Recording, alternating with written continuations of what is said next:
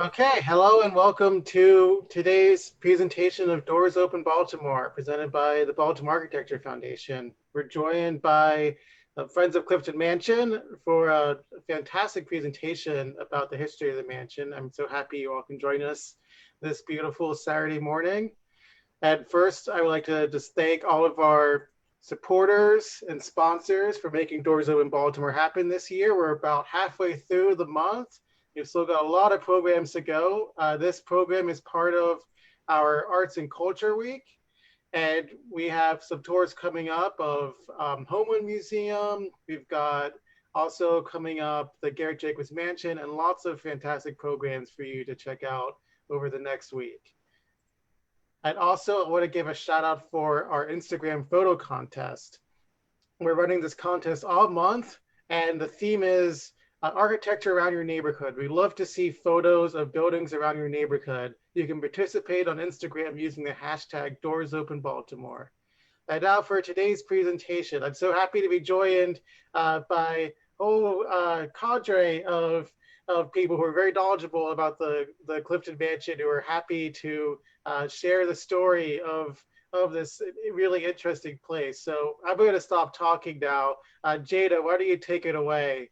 And if you have questions, please add them into the chat box. It will get to as many as we can at the end of the presentation. Thank you.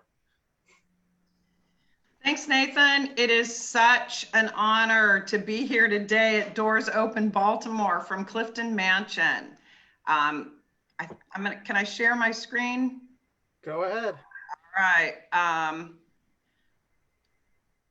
Even though you're sharing one, it still let me. Okay, sorry.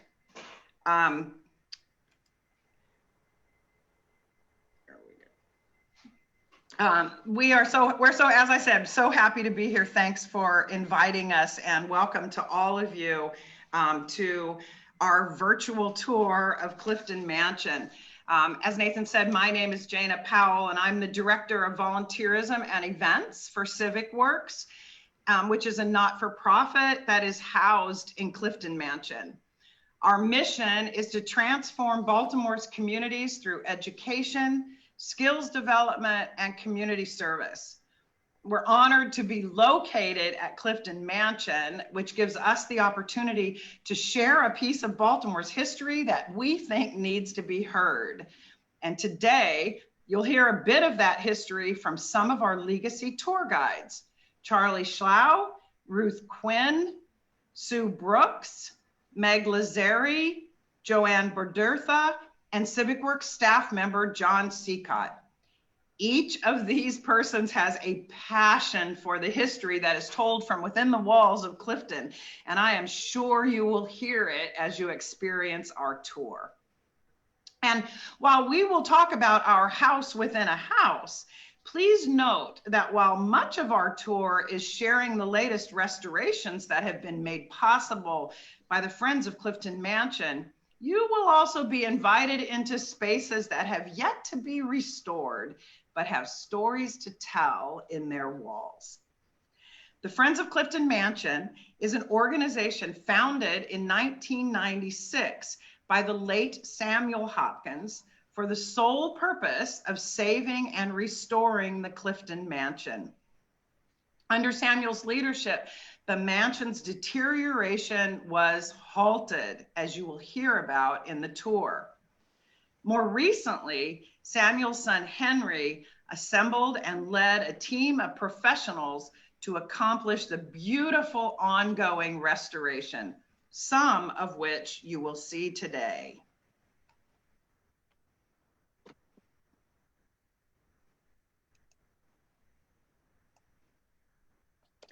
Today, you'll hear many of the stories that fill these halls, but know that there is surely more to come. There are 200 years worth of stories to be uncovered. Welcome to Clifton Mansion. Today, we will take a quick tour of this unique mansion on the hill overlooking Baltimore City for over 200 years. From its grand perspective, Clifton has played a part in the development of Baltimore from its years as a booming port city to its current struggles to define a future of opportunity for the entire community. The story of Clifton is the story of Baltimore. The house itself really is a house within a house, defining two periods of its construction. Begun in 1802, the first house was a federal-style home for the Thompson family, hallmarked by its simplicity and symmetry. In 1842, noted financier and philanthropist John Hopkins acquired the property and began transforming the building into the Italianate villa, which you see today.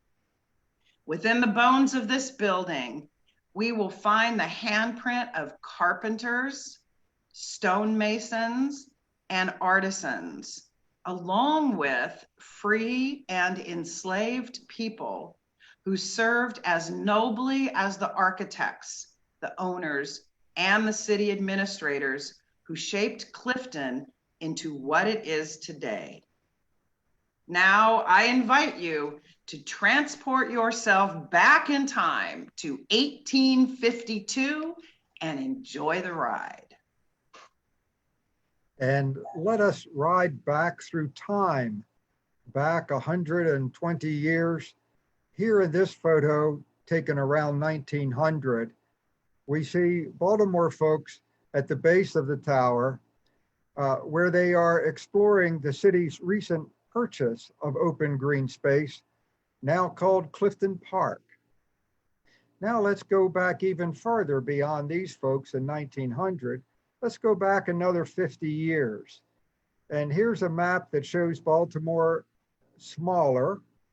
And the northern boundary you see here at North Avenue. These streets are drawn in here are not actually built yet, and the houses are not built either. Then north of North Avenue are some grand estates and many farms. The names of the landowners are written here in script, and you see Mr. Hopkins' name drawn in with the other owners. Mr. Hopkins bought the estate that Mr. Henry Thompson had named Clifton earlier, and Johns transformed it into something that was a grand landscape, exemplifying the best design principles of the mid-19th century. Clifton grounds excited and inspired Mr. Hopkins' many guests. On this next map, we see the winding driveways that the horse-drawn coach of many visitors would roll along on their way to pay a visit at the great house. So now let's pretend you are a passenger on the coach on this perfect day.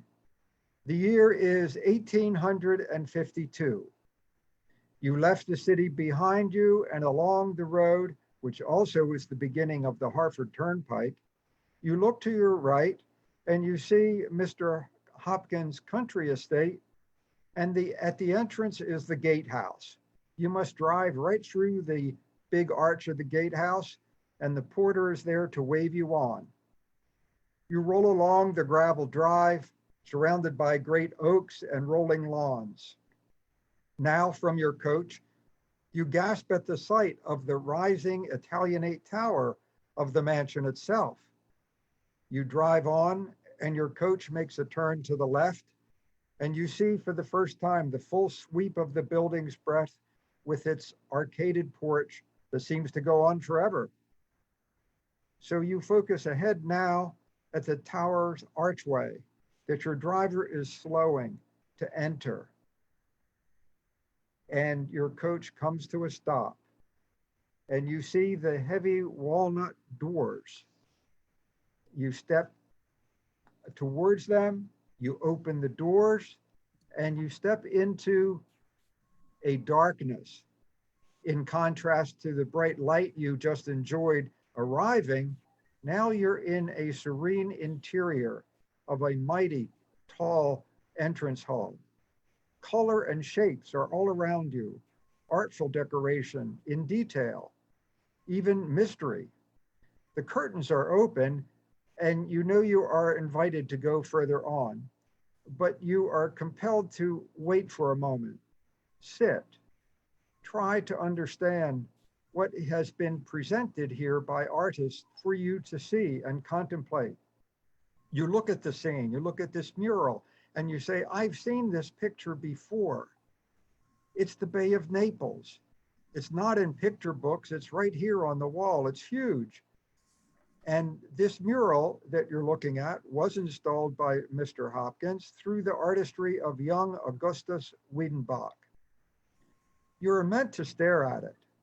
In the center, up high, is the Mediterranean sun shining through clouds that just cleared from a summer storm. Here's the old city on the harbor, a city that grew up through the Renaissance and is coming into the Age of Enlightenment. Naples is an ancestor town to our own young, brash, hardworking harbor town, Baltimore. Naples may have looked just like this a century or two before Mr. Hopkins was born, before there even was a Baltimore. The question we may be prompted to ask ourselves is, will we Baltimoreans be able to navigate our way to an enlightenment and a sense of balance as we see presented in the painting? Perhaps Mr. Hopkins wants his visitors to ponder such questions. Here to the right in the mural is brooding Mount Vesuvius, reminding us that nature's gifts come always with a shadow of uncertainty, even perhaps a deadly risk. At the center of the painting, low, is tranquility. Maybe this is nature's plan for humankind, to find our fit within her embrace. Maybe the farmer's cottage shows us the way. A fisherman stands at the water's edge. Farm animals.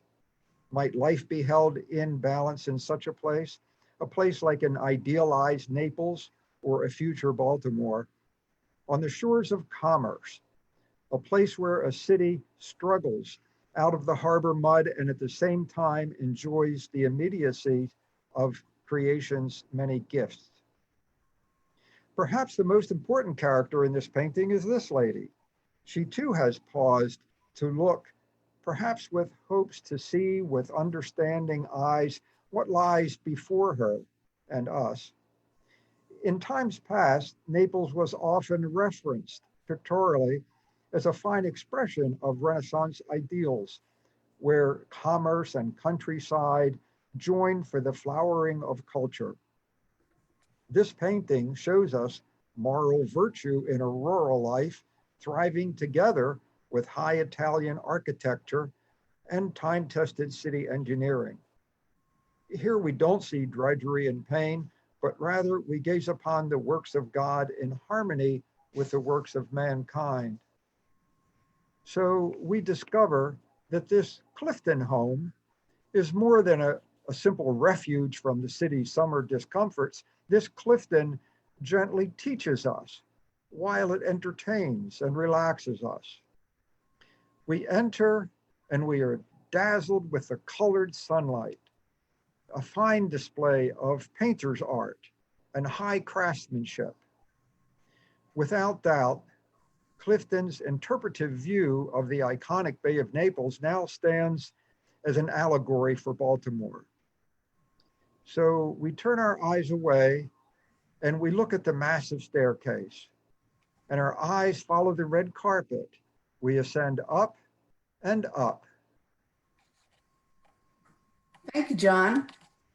As we traverse the stairs from the first to second floors of the grand entry of Johns Hopkins Italianate Villa, there are 4 magnificent features I would like to tell you about and ask you to take note of. 1, the ceiling, the enameled glass windows, the chandelier, and the decorated walls. What you see today is the result of the painstaking conservation and restoration work completed and directed in 2017 and 2019 by Matthew Mosca, Tom Moore Studios, plaster work by Hales and Howe, Pittsburgh Stained Glass, and others. These efforts were funded by Friends of Clifton Mansion Henry Johnson, the consulting decorator, brings a deep historic understanding of the mid-19th century Victorian era decoration to this project. Now, originally, this space was constructed as the west wing of the Thompson family's home in 1812. The current configuration, with the grand black walnut stairway and elaborate wall decorations, was part of the renovations made by architects Nancy and Nielsen for Hopkins' transformation to the Italianate villa we know today. So let's turn first to the ceiling. By the time renovations began in earnest on this part of the mansion, nothing remained of the decorative plaster ceiling that had been installed in the mid-1800s by Hopkins. We know it was here, partly because of the 1938 newspaper article describing the house at the time. Also, historic context and existing examples of other Nancy and Nielsen houses in Baltimore, such as a house in Mount Vernon at the northwest corner of Monument and Cathedral Streets, were used to create the plaster moldings and stencil designs here. The process involved creating and installing the moldings, underpainting, stenciling, gold leaf, and some freehand. Next, I draw your attention to the windows. Originally created by Gearhart Glass, a well-known glass company here in Baltimore during the mid-1800s. By the time restoration began on this space in 2017-2018, just 3 panels of the arched windows and 3 panels of the fan light over the door below still existed. And with just those examples, a company called Pittsburgh Stained Glass took on the Herculean task of recreating these spectacular gems. The technique and skill used to create these windows was nearly a lost art. It's called enameled glass, not stained glass or painted glass, but enameled glass. The process known as silver flash creates the deep ruby color. And then acid is applied to etch away the shapes and designs. Color is applied and fired at extremely high temperatures to create the rich colors and designs you see here. The Pittsburgh Stained Glass Company was the only place in the country that could have taken on this project. They worked diligently through numerous failed attempts to perfect the processes necessary to replicate the window glass. Finally, they were ready. They came to Clifton, removed the window sashes from their frames, transported them to their studio in Pittsburgh, where they carefully inserted the new panes into the frames and brought them back to Clifton to reinstall. The light coming through these jewel-like windows completely transforms the space. The chandelier. The chandelier is not original to the mansion, but it is of the period, 1850s. It was made by a company called Cornelius and Baker, and it was found in an antique store in Savannah, Georgia. The stem, which attaches the chandelier to the ceiling, is an interpretive recreation of something from the time. Amazingly, there are faces and griffins on the chandelier that echo the griffins and face of Mars we find on the walls. So last but not least, let's talk about the decorated walls. No one could have ever guessed what spectacular painted decoration lay beneath the multiple layers of institutional brown and gray paint that had been applied during the 100 years that the city of Baltimore had jurisdiction over the walls. During the 2-year renovation period, the team used scientific methods such as paint analysis, removing overpaints, gradually revealing surfaces and colors and tones and direction of light. What you see here is the masterful combination of conservation, restoration, and replication. There's much to say about the walls. A couple of things to note. It's clear that several different artists worked on different figures. Local architects, Nancy and Nielsen, must have had access to many local artisans, and it seems they were generous in spreading around the chance to work on this great project. For instance, you can see the very different styles used for the marble figures, the Mars and lions or griffins, and yet another finer style used for the urns of flowers. The conservators and restorers working in this space used different techniques to create the trompe l'oeil, or trick of the eye effects, which we see. One such technique is known as striae, or having a lively character or the appearance like silk. The figures representing science, literature, music, and art presage the university. We can only speculate because Hopkins did not leave much in the way of papers, but he did leave a will, and in it, he left the Clifton property and $7 million to be the foundation of the university and hospital he hoped to found. Did he imagine future students passing these marble images and being inspired as they traversed this same stair? We don't know. And as it turned out, the property was never used for the purpose, although JHU lacrosse and other sports did use the playing fields. Hopkins died Christmas Eve, 1873, in his townhouse on Saratoga Street. His trustees were not able to implement his vision of starting the university here at Clifton. Initially, the university was located in the Mount Vernon area, starting in 1876, and later moved the campus to a more centrally located estate, Homewood, across town. The city took possession of the Clifton property soon after in 1893. So with that, I'll send you on your way to join Meg in the older part of the house. Thanks, Ruth. Going back 50 years before Hopkins took ownership, the 260-acre estate known as Clifton was being settled and developed by a man named Henry Thompson. Thompson was born in Yorkshire, England, and came to Baltimore when he was 20 years old in 1794. 4 years later, Henry married Anne Lux Bowley, the daughter of a wealthy Baltimore merchant and owner of nearby Furley Hall. Henry established a mercantile business and owned ships that traded at coastal ports. His status and wealth, along with his connection to the Bowley family, enabled him to establish his own country estate. He purchased property along what became the Harford Road in what was then Baltimore County. Henry planned for Clifton to be his family residence, along with fields and orchards to sustain their lifestyle and add to his purse. This enterprise was carried out through the labor and skills of both paid and enslaved workers. The approach to the Clifton estate, unchanged in Hopkins' time, was from Harford Road. Johns Hopkins would have Henry Thompson to thank for that, as Thompson was the president of the Baltimore and Harford Turnpike Company, which built the toll road that connected the city with Harford County. Tollgate number 1 was located at Clifton. In 1802, only 8 years since his arrival in Baltimore, Thompson began to build a federal-style stone farmhouse for his family. Parts of this house still exist today, and in fact form the underlying framework for the current mansion. It's due to this fact that we often refer to Clifton as a house within a house. The 5-bay, 2-story house faced south, looking out to the harbor. The federal style was noted for its use of the central hall plan and its adherence to symmetry, both of which are evident in the original Clifton house. In the Thompson era, visitors would enter Clifton through the center front door and into an entrance hall, the formal parlor to the left and the dining room to the right. The wall separating the entrance hall and the parlor was removed in the 1840s by Hopkins to enlarge the room, but we can still see evidence of that separation in the opposing directions of the existing floorboards.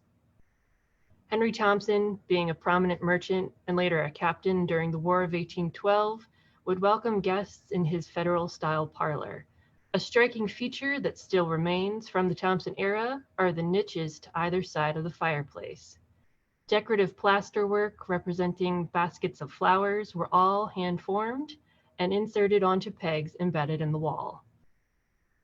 The faux marble below, restored in 2010, flank a reproduction fireplace.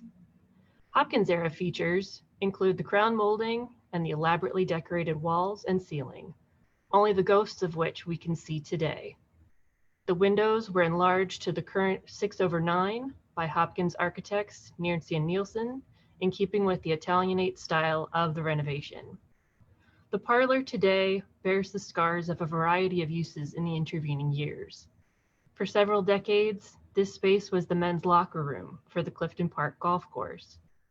Patches on the ceiling correspond to the holes left behind from a previous drop ceiling in the space, and priceless hand-formed plasterwork was lost throughout the room.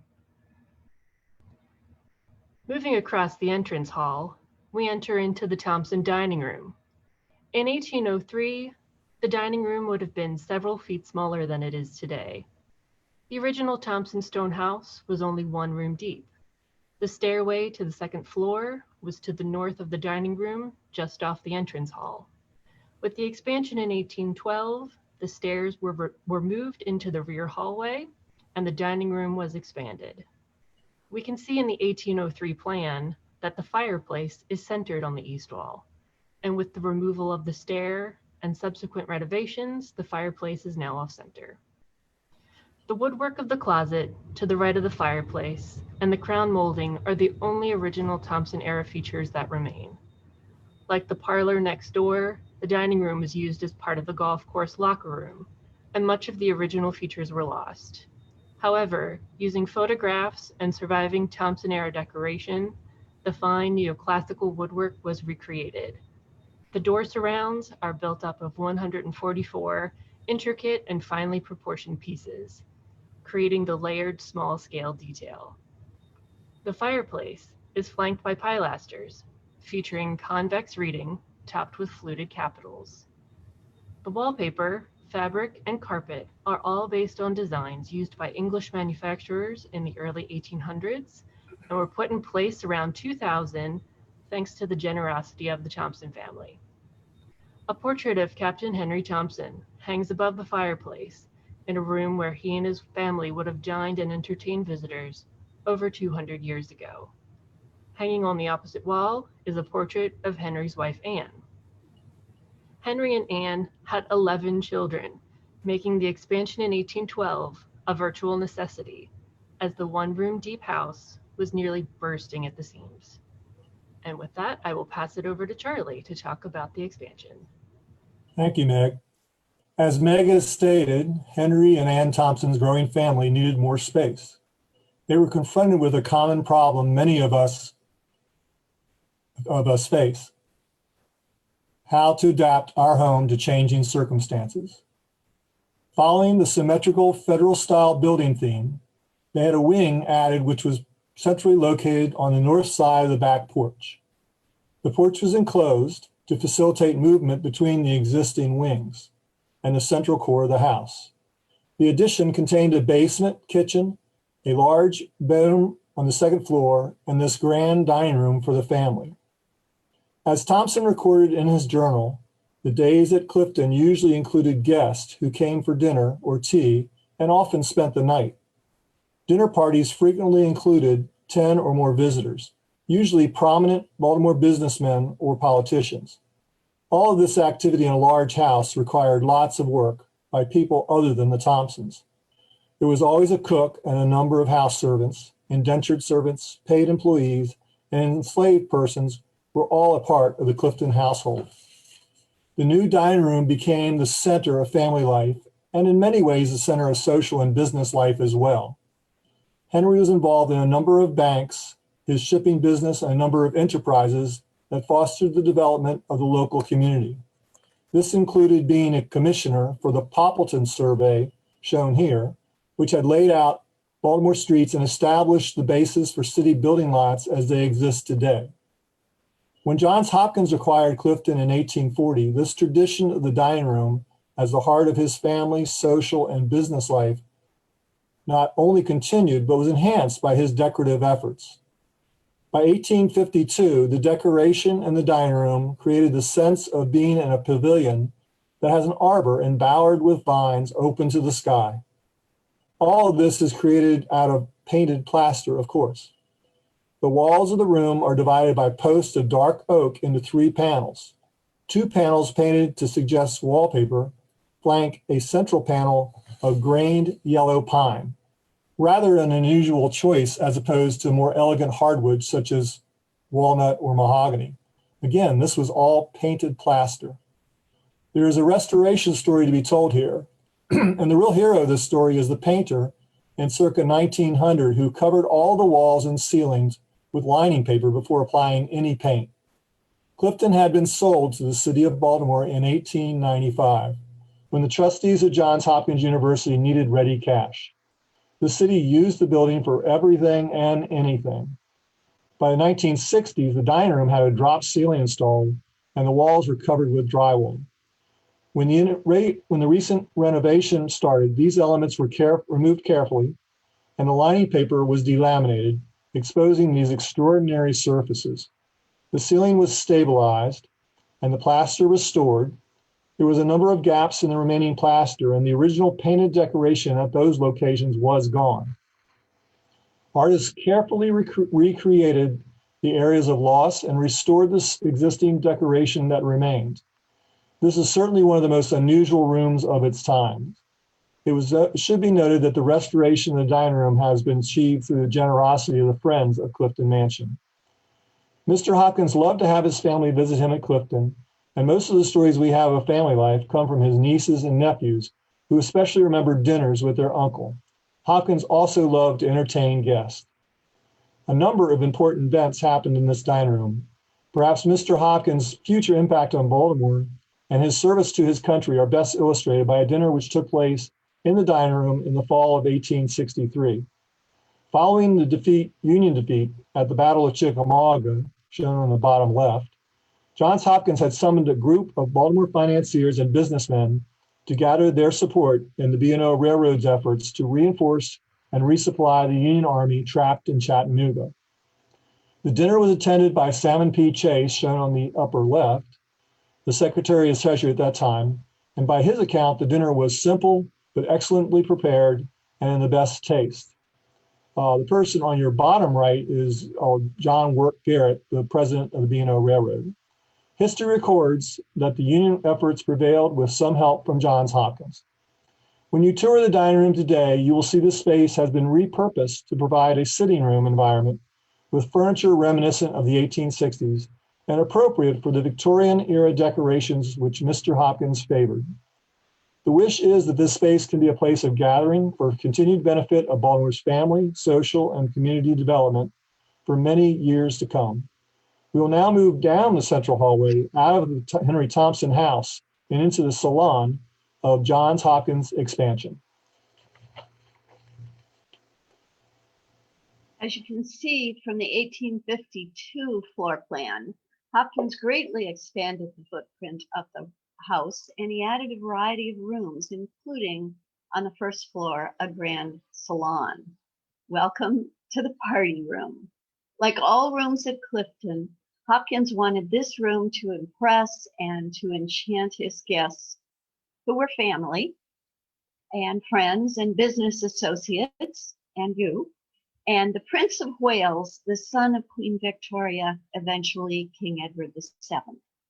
This was his party room, the ballroom, or the lingo of the time, it was called the saloon. We're lucky to have an article from the Baltimore Sun in 1852 describing Hopkins' Italianate mansion as one of the most elegant, extensive, and beautiful villas in the country. And it includes details and dimensions for all the rooms, including the grand S-A-L-O-O-N, saloon. Yes, it's a saloon, but it's not a bar. Hopkins' 1852 saloon is by definition, and it took me a while and I looked this up and was relieved.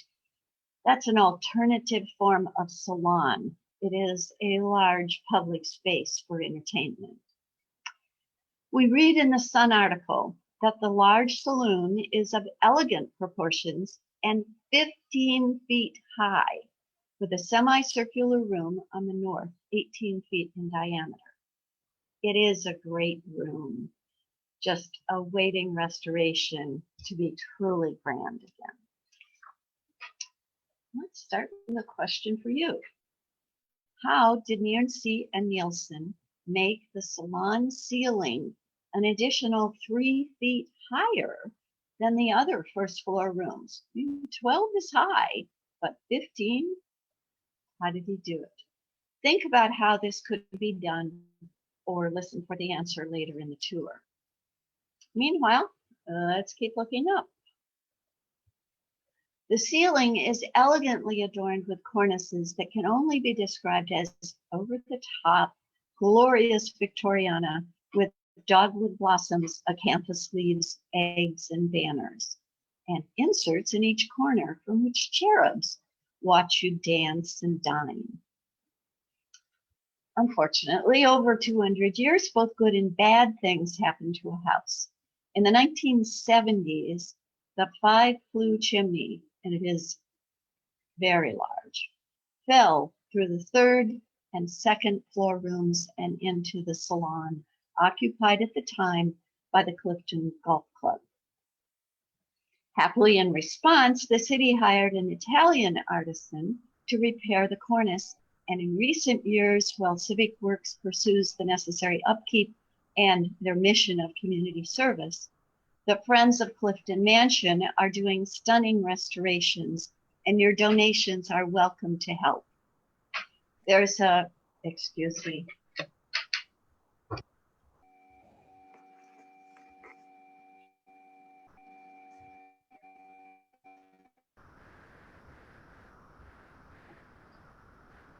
Things happen in houses, and our water heater is leaking at this house, so I'm sorry. There's a medallion in the center of the room. It is less elaborate than the cornice and likely a replacement when the ceiling fell. More importantly, employees of the Clifton Golf Club from that time have assured me that the flower in the middle is not the Maryland Black-Eyed Susan, but is in fact a golf ball, a dimpled golf ball honoring the golf course at Clifton Park. What's next? Restoration like that done in the dining room is a huge opportunity. Currently, the room is painted a pleasant slate blue, a holding color. But in Hopkins' time, it was decorated, as you can see, from the stripes of blue, mauve, red velvet, and gold found under years of paint. It's going to be glorious, and I'm so curious to see what that will be. The adjacent room, the drawing room or with drawing room, features floor-to-ceiling painted trompe-l'oeil panels that fool the eye to imagine a 3D image and are reflective of the panels in the grand staircase. Within these panels, however, in this room are gold filigree ovals backed in rows, and they were uncovered by a fire in 1994 that peeled layers of paint in one fell swoop. Back in the salon, we have glimpses of similar gold filigree ovals on a teal background. Now these are emerging very slowly through a painstakingly, appropriately professional, slow process using little artist's knife strokes to chip off layers of paint. We often say, if only the walls could speak. Certainly they have told us something about a seemingly sober and somber Quaker millionaire who loved his country home and grounds. He wanted it to be a heaven on earth. They also tell us a bit about other people who lived and worked here. We know from Captain Thompson's journals written from 1803 to 1835 that there were enslaved people, indentured servants, and paid workers in the house and working in the farm. We have a list from the 1852 Sun article of artisans, local and foreign plasterers, artists, roofers, and local companies who worked on the mansion. And if we open the drawing room closet door, we can see on the back wall that J. Rao, carpenter and builder, and William H. Godfrey, sanitary plumber, left us a message as Clifton moved into the 20th century that they participated also. We know that Hopkins' housekeeper was his widowed sister, Mrs. Eliza Crenshaw, and along with family members, Johns included 3 of his servants, James, Chloe, and Charles, in his will when he died in 1873. They were not enslaved persons, of course. It is notable, however, that only their first names were used, unlike other friends and family members in his will, and of course the full name given to the Johns Hopkins University and Hospital created with $7 million in his will. There are few records of Hopkins' life because he destroyed his papers. We do know that Hopkins grew up at Whitehall, a plantation in Anne Arundel County. When he was 12, his Quaker parents freed their enslaved workers based on the teaching of their religion. Johns went to work in the fields for the next 5 years, and then, with his mother noting that he has business ability, Johns was sent to Baltimore to work in Uncle Gerald Hopkins' wholesale grocery business. He moved on to run a mercantile business with his brothers, became a super successful financier, and the finance chair of the Baltimore and Ohio Railroad. Still, stern as he looks in his pictures in later life, his future and Baltimore's was shaped by love. Do you know the story of the love of his life? When first in Baltimore, he lived in his Uncle Gerald's home with the family, and he fell in love with his cousin Elizabeth.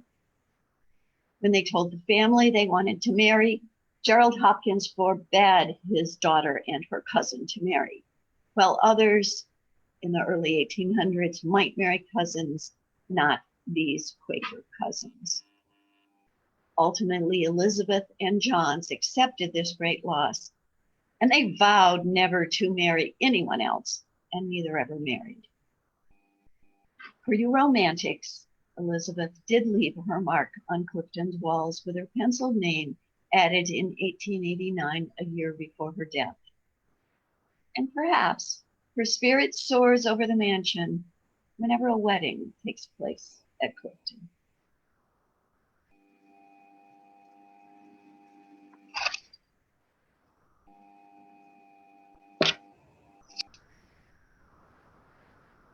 Thanks for walking up the 3 steps to the library. These are the answer to our question from Sue from the Salon. The architects, Nancy and Nielsen, made the Salon ceiling 15 feet by adding those 3 additional steps. And again, the library is sometimes called the billiard room on the main chamber or 2nd floor. Could this ethereal bride be Elizabeth? Chambers for the servants on the 3rd floor were also large. The 15-foot ceiling of the salon below, decorated with the sunflower golf ball medallion, is taller than the other rooms, thus the steps. The library is a 20 by 30-foot room that retains the original built-in bookcases with adjustable shelves. The walls are paneled with carved mahogany oak strips. Looking out the balcony, note the view of the exterior terrace above the salon alcove below, located at the center of the fully glassed north wall. Balustrades with pedestals supporting originally 4 ornamented cast iron vases decorate the terrace. Helen Hopkins Tom, grandniece of Johns Hopkins' older brother Joseph, wrote in a silhouette a recollection of Mr. Hopkins, quote, "Left alone, Johns Hopkins walked into the room he loved the best, his library, closely followed by Zeno, his faithful dog. He selected a book of travel and sank into an easy chair, reading far into the night of the lands he longed to visit. Why was it his life was so circumscribed, he wondered. He ought to have traveled, he felt, but somehow there were always so many business matters requiring his attention, and he could not bear to go away, leaving loose ends. We only have photographs of the ceiling because it had to be replaced about 35 years ago after the 5-flue chimney crashed through the roof and destroyed the ceiling, floor, and salon below. Some Hopkins-era furniture in this room at the time was wrecked. About 3/4 of the ceiling was replaced, and it was decorated with a series of portraits and scenes, as noted in a Baltimore magazine 1943 remembrance, while others report it featured renderings of Shakespeare and other literary figures. We don't have Johns Hopkins' own words to tell us the importance of the billiard table in his library. We do have a recollection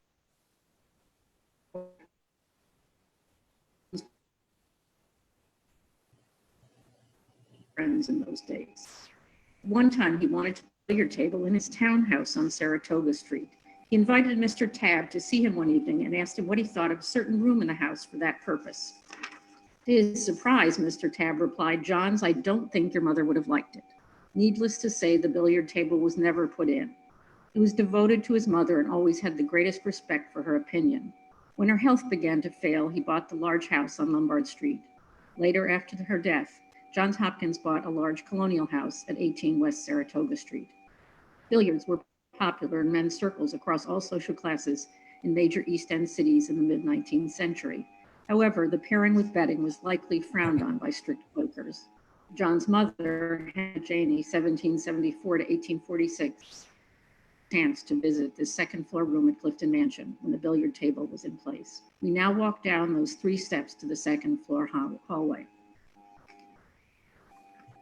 We will now proceed down the second floor hallway and reach the high point of our tour. Mr. Hopkins Architects gave him the perfect component for an Italianate villa, an 80-foot high tower. So let's go up. The view from the tower is one of the best views in Baltimore, without a doubt. We can only imagine what Mr. Hopkins' perspective must have been when he entertained visitors and led them to this vantage point. Johns Hopkins probably had a natural affinity for the land going back to the sunny fields of his Anne Arundel boyhood. From this bird's eye view of the extensive park, he could see its richly ornamented ground, the artificial lake with its islands and pretty little rustic bridge, the beautiful group formed by the gardener's cottage, and the conservatory in the terraced garden, and the extensive grape houses and orangeries that stretched out for several hundred feet. Beyond all of this were finely tilled farm grounds. The work of Mr. Hopkins' gardener and farm staff transformed the landscape into what one visitor's eye considered a heaven on earth. But to really understand Mr. Hopkins' vision, you must look out and beyond. Although the downtown glistened 3 miles away, he could probably pick out the Washington Monument standing next to the recently built Peabody Institute, and he had plans of his own. It is clear he wanted Clifton to become the home of his university. He could spot the hill he had bought to his south that would become the location for his hospital, and he was satisfied that he had done his best to ensure this outcome.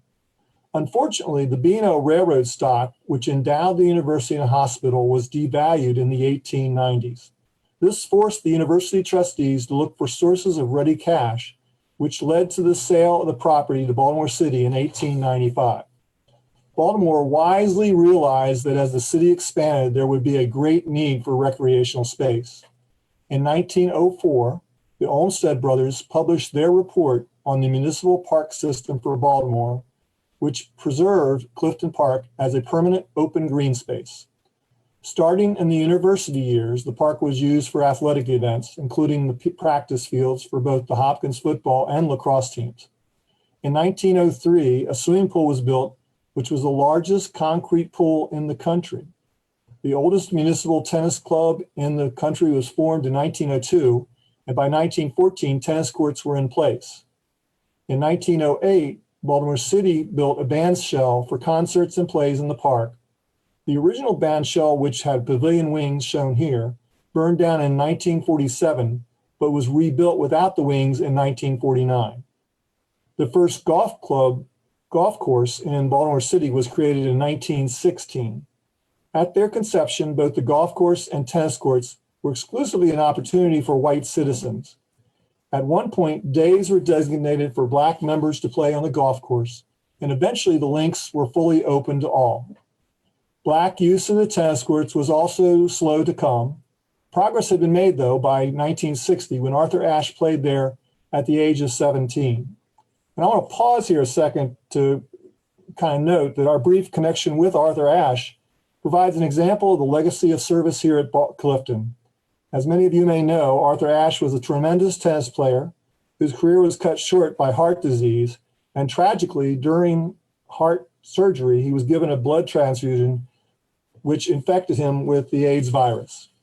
He provided an incredible example of courage and heroism and put much of his energy into providing sports organizations and opportunities for inner city children. When asked about his heroism on the court, he made this reply: "True heroism is remarkably sober, very undramatic. It is not the urge to surpass all others at whatever cost, but the urge to serve others at whatever cost." We believe this reflects the opportunity for service embodied here at Clifton. One of the most prominent landmarks in the garage, one of the most prominent landmarks in the park is the massive Gothic-style octagonal stone structure known as the Valve House. This was built in 1887 to control the flow of water to Lake Clifton. Lake Clifton was a man-made lake created as part of the municipal water system for expanding Baltimore. The lake is no longer there. It was filled in beginning in the 1960s to provide a school building for a baby boom generation. And in 1971, Lake Clifton High School opened its doors. The current school building is nearly abandoned, with most students now going to the recently renovated and expanded Reach Partnership School, which was started by Civic Works in 2009. The school is located in the west end of the Clifton Park along Harford Road. There is a movement underway to rescue the Valve House from its rundown condition and repurpose it as a benefit to the community. Perhaps it is unfortunate that Johns Hopkins University did not find its way to Clifton per Mr. Hopkins' wishes. But they say every cloud has a silver lining. The benefits which have been seen by free, green, open space and both municipal and nonprofit organizations such as the golf course and Civic Works goes a long way toward compensating for that loss. We like to think that the legacy of service started in the early days of Clifton through this current time keeps Clifton as an example of how the individual can impact the community. It's appropriate to end our tour in the tower and leave you contemplating your vision of the future. We believe understanding our history will inform and inspire our future with increased opportunity for not just Clifton Mansion, but for all of Baltimore.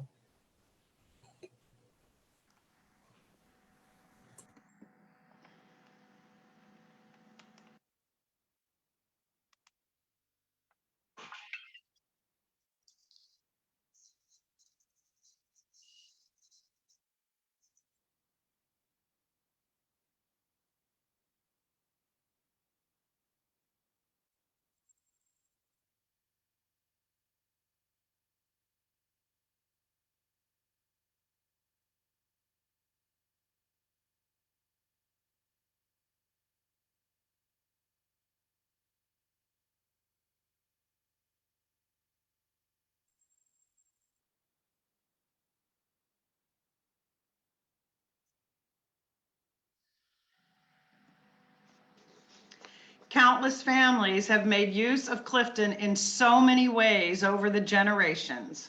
In long service to the community, Clifton has changed and will continue to develop. Preservation and restoration and interpretation of our past are part of Clifton's legacy that we enjoy today. We, the Legacy Guides and Clifton Works Director, Volunteerism and Events, thank the Friends of Clifton Mansion, the Department of Recreation and Parks, and Civic Works. And we invite you to become a part of Clifton's future. Here you'll see the link to the Friends of Clifton Mansion website and social media, where you are welcome to go and learn about all the restorations and the current projects and future plans for more restoration activities. And by all means, feel free to donate to this incredibly important work. Please let us know if you'd like to join the ranks of the Legacy Tour Guides. We always like to add more tour guides. Or if you'd like to rent the mansion for a special event, mostly after the COVID crisis, but small events can happen now. Or if you'd like to donate to the work of transforming Baltimore's communities with Civic Works. We appreciate your support and we thank all of you for joining us today.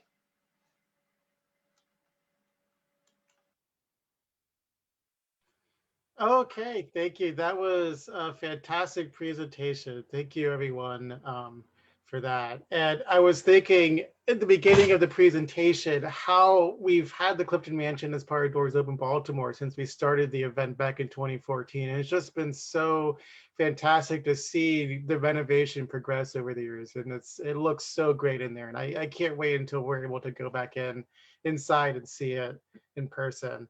I have a few questions coming through here. The first one is about the family. Was Samuel Hopkins a relative? And follow-up question to this is the tower still lit for the holidays in December?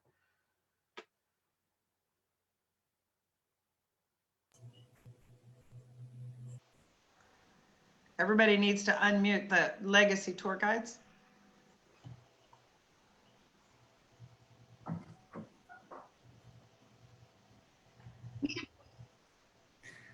Well, the answer to the tower lighting is we won't have an event this year. That was just decided. So I don't know if the tower will be lit, but there won't be an event. John, do you know? That's about right. With caution for everyone's health, we won't be having a social gathering.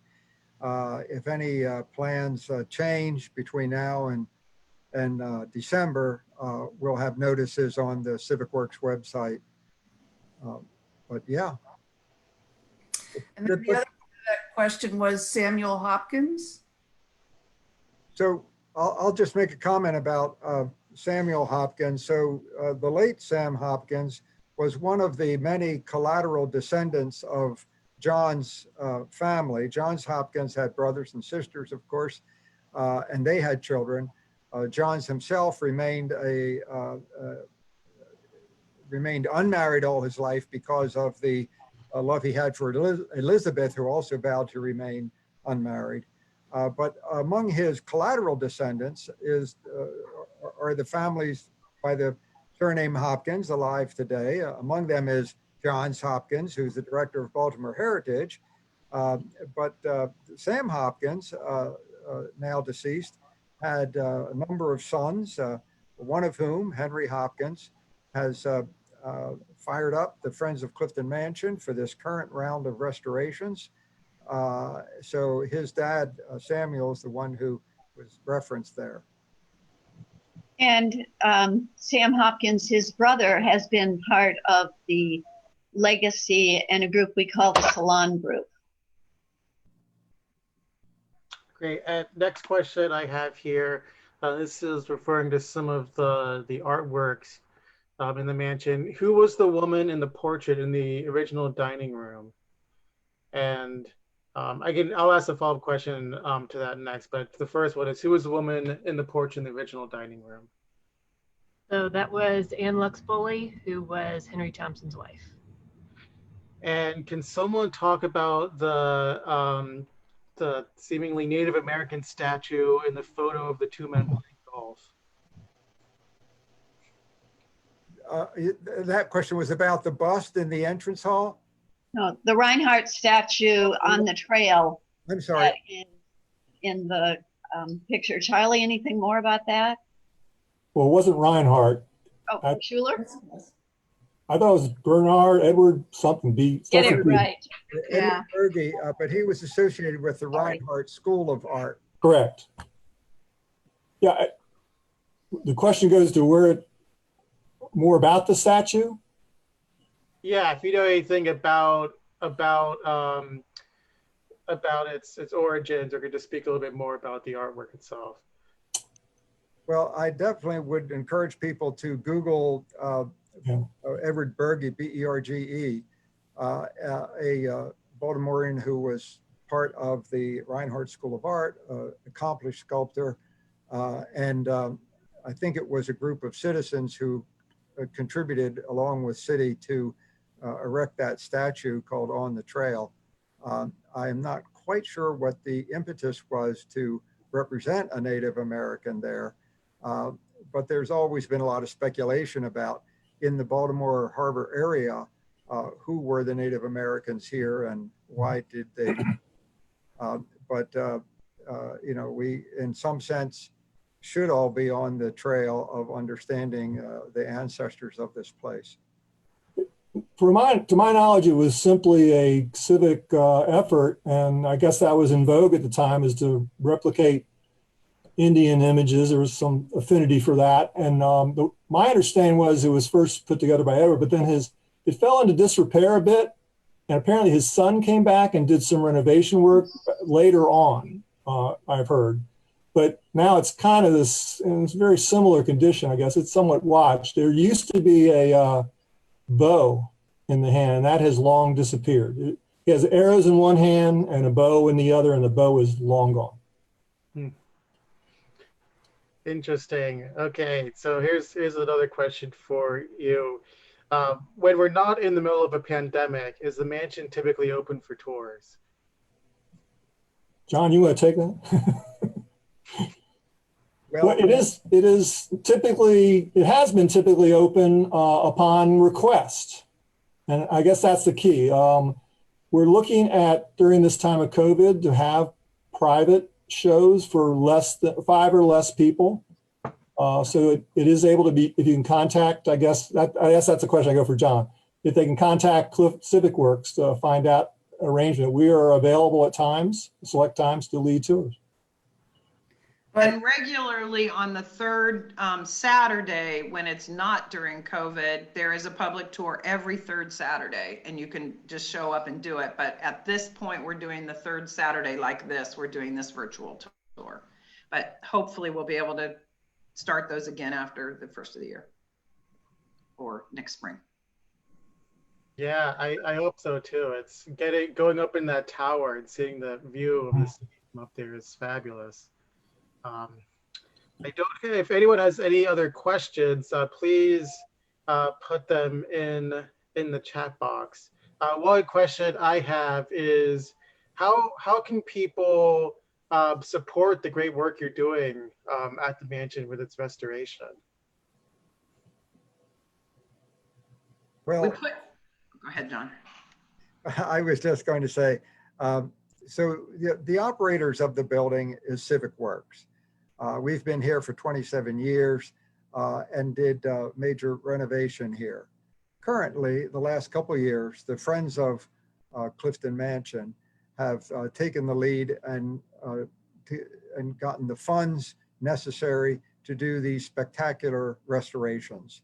So I would encourage people to be thoughtful about what it is they wish to support. If they wish to support the historic restoration so that the stories are presented with all that restored glory, Friends of Clifton Mansion is the entity you want to donate to.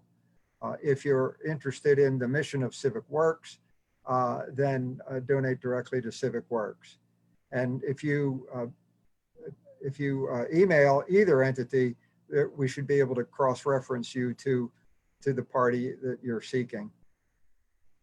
Great, thank you. And also, if you look in the chat, we put links into both Friends of Clifton Mansion, Civic Works, and then the Clifton Mansion website. Great. Where did the name Clifton come from?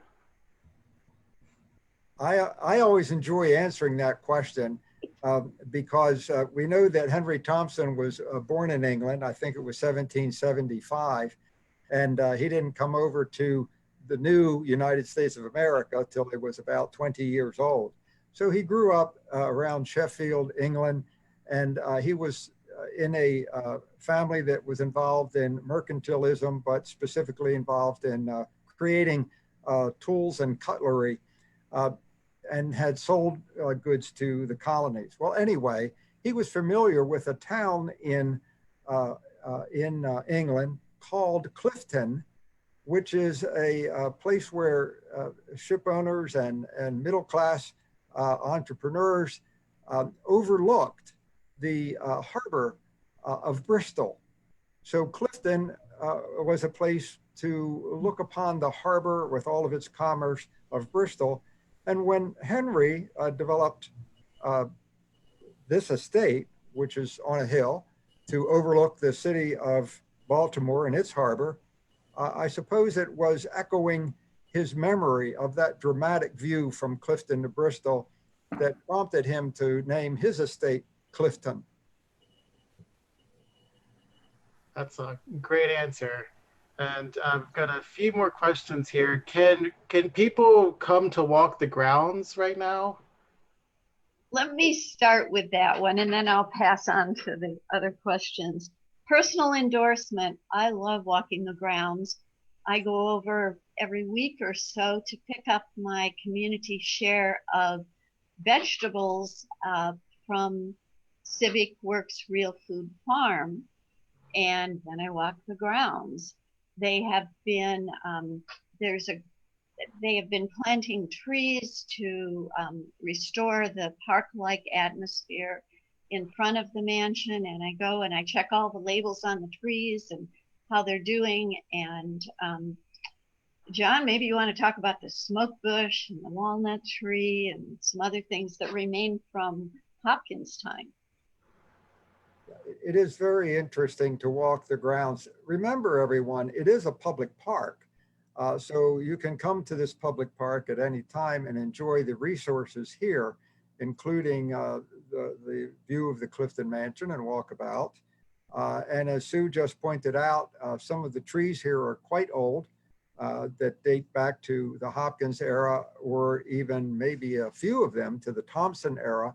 There's one old dying oak, one old dying walnut, thank you, that Henry Thompson in his diaries mentions planting, and you can see the last major branch of it still alive just west of the tower. Unfortunately, some of the oaks that Mr. Hopkins planted in the last couple of years have been dying rather rapidly, and this is a phenomenon going on in the Mid-Atlantic region. It seems like the weather has been just wrong for a lot of the oaks, and they've become stressed and have given up their spirit. And the smoke bush? And the what? The smoke bush? Oh my gosh. Thank you, Ruth. So if right outside of the mansion, off the northeast end of it, is this giant smoke bush. And it is, if you look back on the postcards that were a big thing in the early 1900s of public places around the world that were on these penny postcards, you'll see that the favorite one of Clifton Mansion has the smoke bush, and it is still there.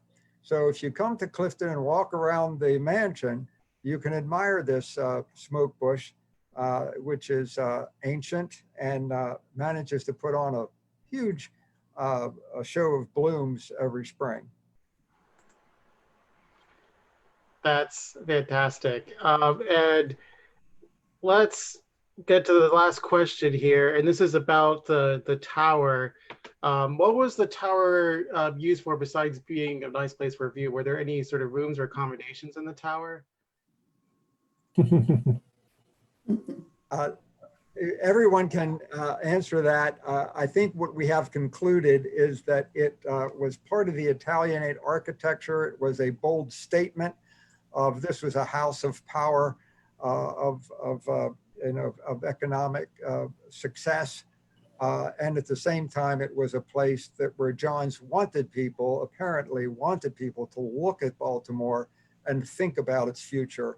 I think that's tied together with the Bay of Naples. You look at the Bay of Naples when you enter, and when you get to the top of the tower, you look at the Bay of Baltimore, as it were, and you get to think in your head about where is Baltimore today, whether it's 1852 or 1872, where is Baltimore today and where is it headed and what will it become?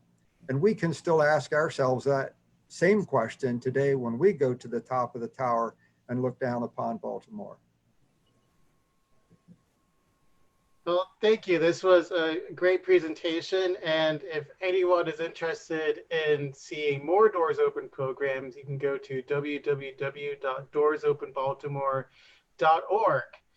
Thank you, everyone, for today's presentation. And we'll be posting the recording to our YouTube page. So if you look up Baltimore Architecture Foundation on YouTube, you should be able to find this presentation sometime next week. Thank you and goodbye. Thanks, Nathan. Thank you. Thank you. Everyone.